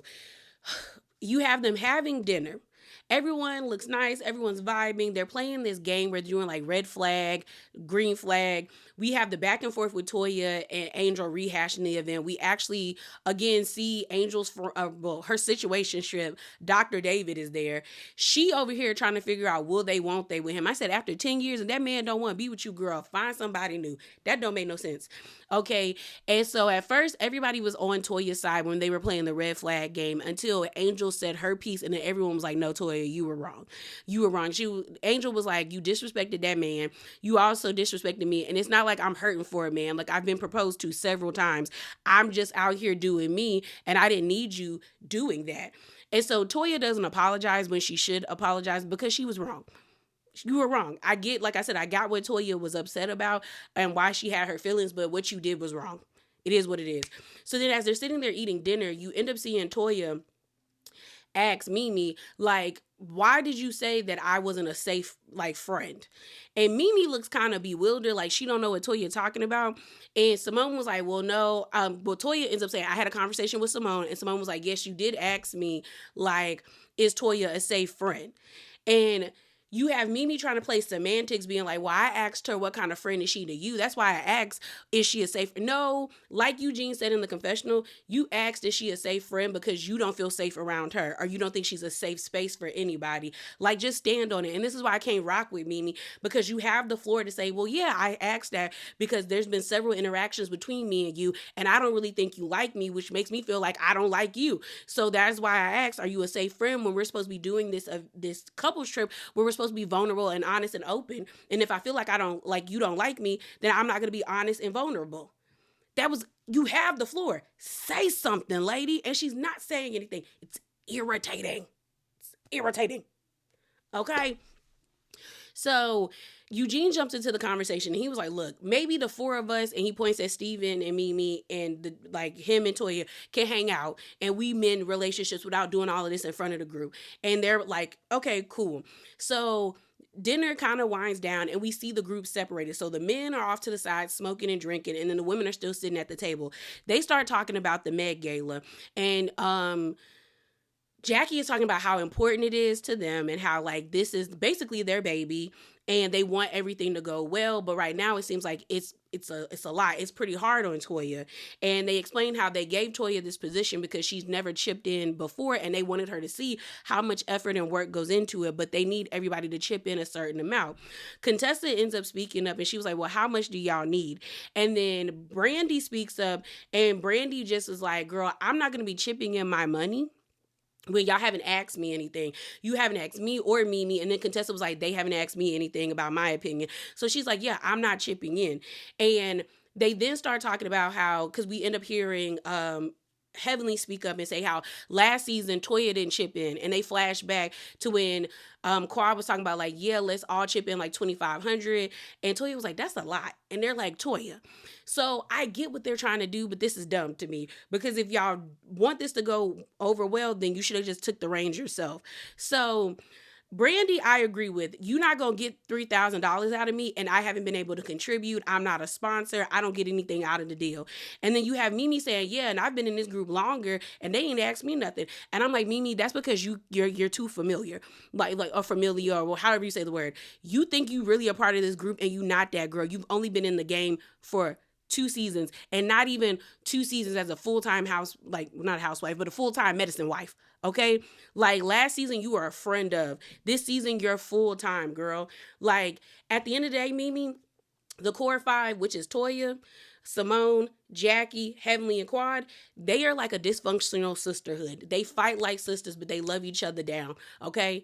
At the end of the day, girl, if it ever came to Toya versus you, they always gonna pick Toya. You're never gonna be picked. And it's weird to me to see Mimi kind of have this air of I'm a senior, when I'm like, girl, you're barely a sophomore. You're like a second semester freshman.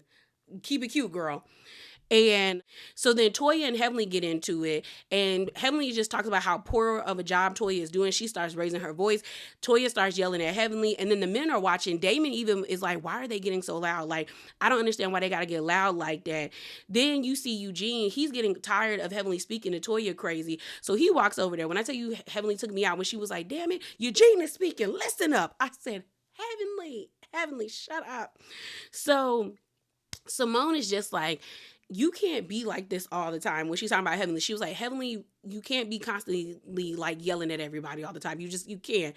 So then Eugene tells Toya, let's go back to the room because I'm not going to deal with all of this. You have been working really hard on this event, like, and I appreciate what you're doing. And Toya's like, thank you, Eugene. And Eugene's in the confessional saying, like, I'm sick of watching them yell at you and they're disrespecting you. And then I'm going to have to start getting disrespectful. And I don't want to disrespect women, so I'm going to leave. So he keeps telling Toya to come. Like, and he's like, if they're not going to listen to you, just come back with me. And Toya's like, no, Eugene, like, it's only Heavenly. Everybody else is being respectful. It's just Heavenly. And so he just gets fed up with it and he storms off. He walks back to the room. And so Toya says, look, next time somebody does the Met Gala, I will fully support them and I will never treat them the way that y'all have been treating me. And so it ends right there. So it's the next day and we actually see the groups split up. Like, so the women are going on, I don't know what they call them, but the rafts, I guess that's what they are, where you have the men like paddling behind the girls and they're eating food and they're on the water and stuff. And then we have the men on the beach. So we have this moment where Eugene wants to talk about what happened the night before. And before they talk about it, Steven jumps in and he starts making fun of Eugene. He was like, I just got to say this. Like, I'm not taking this anymore. And, storms off. And Eugene was like, I did not storm off that way. And everyone's like, you kind of did. So Eugene wants to have a conversation with Damon. Eugene wants to talk about how, like, he is sick of the way that Heavenly treats Toya and how she speaks to Toya, but he won't say Heavenly's name. But Damon knows that is who he's talking about. Damon isn't really trying to argue with Eugene or even have this conversation. So he's like, it is what it is. And I think Eugene, after a while, was just like, okay, because I'm also going to talk about partly episode 13 because I saw the sneak peek and it just kind of flows on because they don't get anywhere with this conversation because Damon is never going to check Heavenly the way that they want him to, just like Eugene is never going to check Toya the way that they want Eugene to check Toya. But I do understand where Eugene is coming from, where he's like, y'all are constantly telling me to tell Toya what to do or to get a hold of Toya, but yet Heavenly is allowed to act up the way she does and nobody says anything and no one looks at Damon to reel in his wife. So the conversation shifts because Eugene is like, you know what, in his confessional, like, I know I'm not going to get anywhere with this anymore. King jumped into the conversation. He was like, can we just let the women have their stuff and we move on? But it is what it is. I think Curtis ends up jumping into the conversation asking like, hey, who's all contributing to the Met Gala? Everybody for the most part says they are, except for Steven. Steven basically says that he's not contributing because Mimi does not feel like she was a part of everything. So she doesn't want to, and she doesn't like the way that Toya has been behaving towards her. So Cecil is telling him, well, you don't have to explain, because he starts saying, well, I have a foundation and blah, blah, blah. And Cecil's like, look, if you don't want to do it, you don't want to do it. So Mimi basically in the confessional, Steven says that they're going to be at the Met Gala, but they're not going to financially contribute. And I wonder if that's going to be a topic at the reunion. Probably not, because Toya wasn't financially contributing to anything all the time. But yeah, I just wonder if that's going to be a topic. So then we see the ladies on the rafts. They're getting foot massages and all of that stuff. And then they start talking to Quad about her stuff. While that's happening, we see the men still on the beach and these beautiful women come up. Girl, with booty bikinis on, but they got a little mesh over it saying, do y'all want massages? And the way that they panned in on Curtis, looking at them like, because they were all beautiful. All of them were beautiful, okay? So we go back to the ladies and they start asking Angel, how is Dr. David? Like, is he acclimating well? Are y'all sharing a room? She says they're not sharing a room. And everyone doesn't believe her because they're like, that man flew to another country to come see you. Y'all are definitely doing things. And I say, yeah, Angel.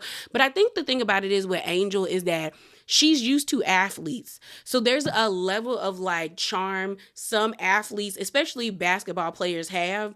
On top of that, a level of money that they have that is more, or if not the same as some doctors, depending on the specialty.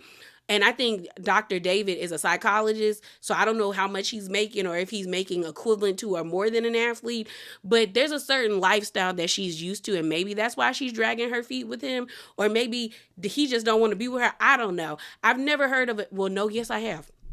I was about to say I've never heard of a 10-year relationship, but that would be a bold-faced lie, because I remember going to college with this girl that told me that her parents were not married, but technically it was the first time I learned what a common law marriage was, because she told me her parents have been together for like 15 years. So technically they're not married, but they are married in their state, because in our state, like, I guess if you've been together with someone in Virginia for 10 years, you're technically considered a common law marriage. And I said, oh. I said, they just don't want to. And she was like, girl, I don't know what they doing. I said, okay. But yeah, they then start talking to Quad about King. And Quad starts saying how, she really likes King. Like, she's in love with him. And Heavenly says, I just want to say this, like, what's the point of y'all having a baby if y'all not gonna get married? And Quad was like, I see what you're trying to say, but that's not what I'm on right now. And then Toya jumps in and she was like, well, can we stop talking about having a baby and start talking about marriage? So Toya and Heavenly are on the same page. Simone is like, oh Lord. Oh Lord. And then Quad says, well, that's the thing. He asked me to marry him, but I said no because I didn't think it was serious. We find out that like a while ago, I guess they were in a room, like at her house together. And he said, let's get married then. If you want to get married, let's get married. And she didn't think it was real. And she says in the confessional that like ever since that moment, his personality has kind of shifted, like the energy has shifted. And I feel like King is trying to use that as a way to be like, well, I asked you to marry me and you rejected me. But I'm like, just asking someone, will you marry me without a proper proposal is booty. That's trash. I'd have said no too. Get down on one knee, make it personable, okay? And she said, I didn't really believe him. But she started to get emotional. And she says, I'm trying to be vulnerable with y'all because y'all mean a lot to me. And Toya's in her confessional saying it's taken a long time for Quad to get here with us. So she's happy to see this. But Quad just says, like, I love him and I want to have his babies. I want to get married. But there's just, like, a lot of things that, like, we need to work on. And Simone says in her confessional, maybe Quad just wants to have a baby. I feel like Quad is trying to fill a void. Her niece, unfortunately, dying the way that she did. And then her brother subsequently, I think, died before then. She's grieving. So I feel like, yeah, like maybe she does want a baby and maybe it will happen for her, but I know for a fact it ain't King and we know it's not King. And because now everyone, even Contessa was just like asking Scott, like, don't they seem off? Because everyone can tell that the vibe between y'all. So the last show that we're going to talk about is The Real Housewives of Beverly Hills. This is season 15, episodes 11 and 12. I'm annoyed with myself because I wanted this video only to be an hour long, and I know it's over an hour. I know we're probably at the hour and 30. It's probably an hour and 30 minutes, which is pissing me off because I don't want to edit a long video, and I've been trying my best to learn how to find a happy medium of getting my point across without being long-winded, but I have yet to find that, and I'm irritated. I'm so irritated, but y'all aren't here to hear me complain, so let's talk about it. So not much is happening with Beverly Hills. I don't think Beverly Hills is having a crappy season, but it's just an uneventful season. Like, it's very like, it's kind of, it's low tier. Like, this feels like a throwaway season, and I do believe that if they come back for season 16, it's probably going to be a cash shakeup because nothing is really happening right now. We're rehashing the same thing where it's Kyle versus Dorit and, their friendship. Dorit fighting with PK. Kyle not knowing if she a lesbian or if she want to stay with Mauricio. Sutton being Sutton or not really being herself. Jennifer Tilly being Jennifer Tilly, which I love. Kathy Hilton's just being Kathy Hilton or the character known as Kathy Hilton. And then you have Boge just being Dorit's only champion, but her trying to have a baby with Keely. And then you have Amanda and Rachel. And Amanda and Rachel are the only new things that are interesting because they're new. But other than that, ain't nothing really happening. Y'all. So we're just going to talk about person by person, okay? So Erica. It's been a long time since I felt any type of empathy for Erica. And this situation with her being sued for $24 million, I talked about this last season because that's when a lot of information was coming out about it, where the board of trustees, Tom's trustees, his bankruptcy trustees, are basically saying that Erica knowingly spent $24 million of fraudulent money. I have always felt that Erica knew something was funny, but did not know to what extent. Like, I think she knew, like, okay, the money funny, but she ain't know what Tom was really doing. And I feel like trying to get her to pay $24 million is wild to me when you know she don't got it. You know she don't got it. And watching Erica have this conversation with her therapist and actually get very emotional, I felt bad for her. And it's been a minute since I've had empathy for Erica, but this felt genuinely real from her. Like, she looked like she was terrified. Like, she's just like, girl, I really don't know what to do. And it's like, am I really living? Because at every turn is something happening. I'm thinking I'm over the hump just for something to happen again. And I've been there. Low-key, I'm there right now where it's like, I'm trying to fight my way out of something and get to the other side. But it feels like once I get over there, it's probably going to be something else over there that's going to be an obstacle. So I felt for her because there's a lot of people going through life right now feeling like they're just stagnant and they're floating, or they feel like they're left behind, and you're just waiting for something to happen that shakes everything up. And I felt for her in that moment. And those tears felt real compared to the tears that we saw when she was with Kyle and she had that one little teardrop when they were hiking that day. So then we have Bose. Bose don't really got nothing going on other than this whole trying to have a baby storyline. And honestly, I do not care because I don't see the chemistry between her and Keely. Like, I don't see it. And I don't see it. That's just, I don't see it. But she want to have a baby with this man. So, okay. We actually see in episode 11 her having this sit down with her daughter and Keely. They end up going to this restaurant, getting lunch together. And they both are talking about, like, what would be the worst case scenario for their relationship, or what do they fear in the relationship. Bose basically says she's worried that Keely is going to resent her because she can't have a child. We find out that unfortunately the eggs that they acquired, none of them made it. The same thing that happened with Quad. And he's kind of like, no, like, I love you. Like, that's okay. Like, he wants to have a child because he's never had a child. But he's also like, I'm okay with just you and, this becoming my stepdaughter, And you then have Keely saying, my worst thing is, like, me losing my job and you leaving me because I don't have any money. And she's like, And the daughter was like, girl, what? And I'm like, I don't see what everybody else sees with them. But hey, if they can work out their relationship and it be genuine and pure, who am I? Who am I? All right. As long as she protects her daughter, I don't really care if she married a man. She better have a good prenup. So then we have Bose hosting the cash trip this season.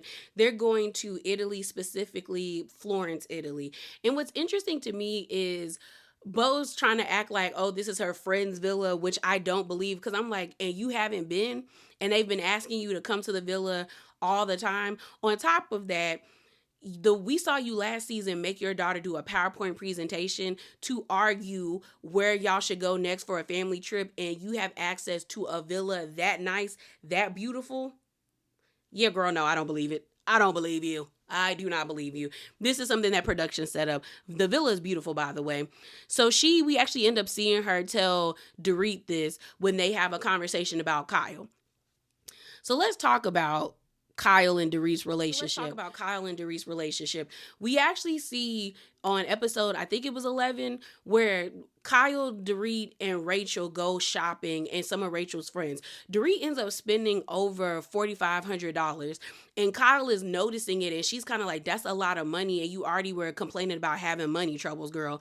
Like, that doesn't make sense that you're spending that much money. She's also worried about Dorit's behavior. She feels like she's being erratic, like very scattered brain. So we actually see Kyle tell Bose this information on the phone before they, finish their time in the Hamptons. And so in episode 12, we actually see Bose talking to Dorit about this, and Dorit is taken aback because she's like, Kyle was in my face for 4 days and she could have just talked to me. Why didn't she talk to me about this? Like, do you know how many hours in 4 days that, like, 24 plus 24 plus 24 plus 24. That's a lot of hours that she could have had a conversation with me. She then goes on to talk about how she doesn't like the verbiage that Kyle is using, like erratic and manic. Like, you know what, I'm fighting with PK in a custody battle. Like, he could use that against me. And to Dorit's credit, she has a point. Kyle should be using different words if she really is concerned about her friend's behavior. But then on the other hand, I do get where Kyle's coming from. You were talking about my behavior last season and all of that stuff. So why can't I talk about your behavior this season? But y'all did talk about each other's behaviors last season. And they flash back to the reunion. So Dorit is irritated with Kyle. And Bose is like, well, I kind of agree with Kyle, but I've always felt like if you're running late, it has something to do with the kids, or you're talking to a lawyer. While this conversation is happening between Dorit and Bose, we actually see a conversation happening with Amanda and Kyle, where Kyle is talking to Amanda saying that she's worried about Dorit's behavior. She's like, Dorit is kind of acting differently. She was like, Dorit is known for being late, but like she's now like an hour to 2 hours late. Like, she almost missed her flight to the Hamptons because we were leaving at 5 a.m. She set Glam up for 2 a.m., but she missed her 2 a.m. appointment, but she still made it on time. But it's like, why do you have Glam at 2 a.m. and why can't you just come to the airport on time? So then Amanda was like, yeah, I understand. I can kind of see what you're talking about. But I'm still like, Kyle, you should be having this conversation with her. We actually see when the ladies are getting prepared to go to Italy, Kyle and Erica are going shopping, and Kyle tells Erica she wants to have a conversation with Dorit, and maybe Erica being there would help the conversation. Like, maybe the three of them could just talk like they're old friends so they could get their points across to her and convey to her that they're worried about her. And Erica's like, well, yeah, I understand where Dorit is coming from. When I was going through all the lawsuits and stuff like that, she's not abusing pills like I was, but I was very defensive and all of this stuff. Like, I was acting out of character, and maybe that's what she's going through right now. So we don't see them have the conversation with her yet, but it seems like things are going to go down when they're in Italy.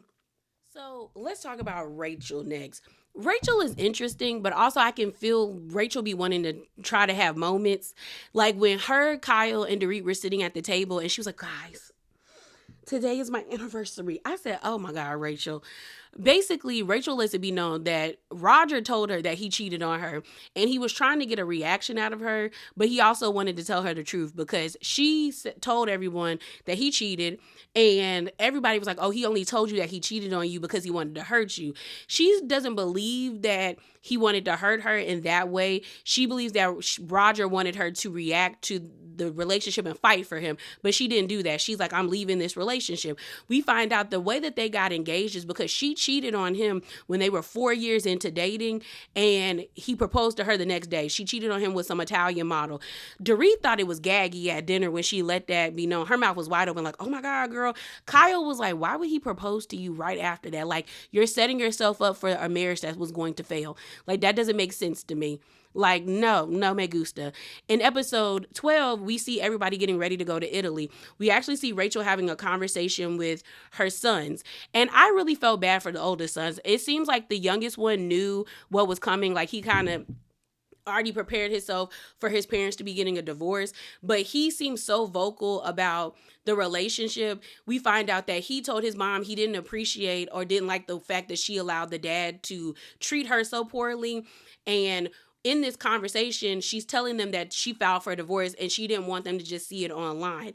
And the oldest son is not really communicating. He's just like, yeah, it is what it is. But I feel like maybe he had a closer relationship to the father, and he's starting to notice that his dad is like distancing himself from the family, and it's probably hurting him. So I hope Rachel got both of them in therapy, because the oldest one looked like he's struggling. The youngest one seems fine, but the oldest one looks like he is struggling. We find out that Roger forced his new girl onto them. Like, they don't really want to meet her. But Roger came and picked the kids up, and she was there with them. And they were like, yeah, we saw her. And they figured out what their dad was doing, and they were irritated by it because they voiced to him that they don't want to talk to her. They don't want a relationship with her. But he wants them to have a relationship with her. And I'm like, you can't force them to have a relationship with her. Like, they don't have to like that lady. You have to like her, and you have to tolerate her. They don't have to tolerate her. So she told them, like, look, your father's going to take y'all to camp or whatnot. If she is there, I think they're staying with the father over the summer.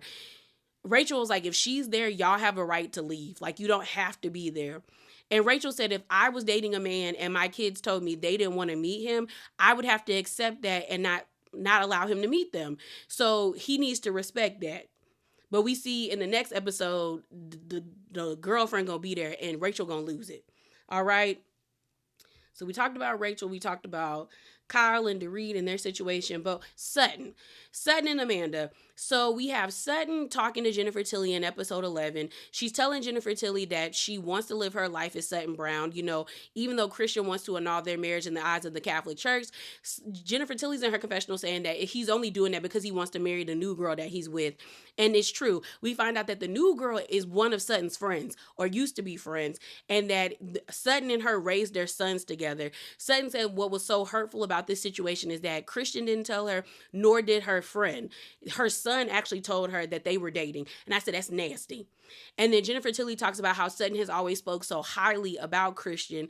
And I think it's mainly because Sutton doesn't want no bad blood between him because they have kids together. But also Christian is a powerful man and probably could make Sutton's life a living hell. So she's like, I'm going to just always keep it cute. But you can tell that she's hurt by what is happening and that she just did not expect him to do that or her friend to do that.